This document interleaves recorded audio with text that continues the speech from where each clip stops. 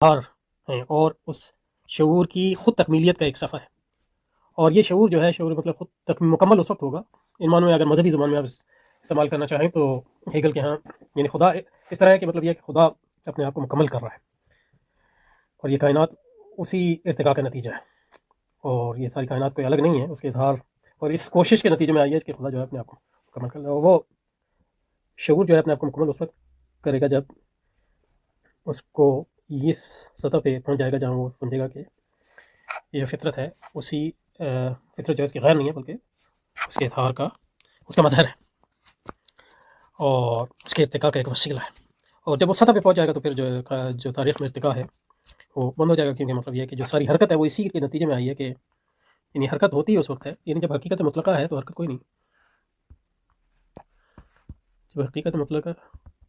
حرکت کوئی نہیں، کیونکہ یہ مکمل ہے. اور ارسطو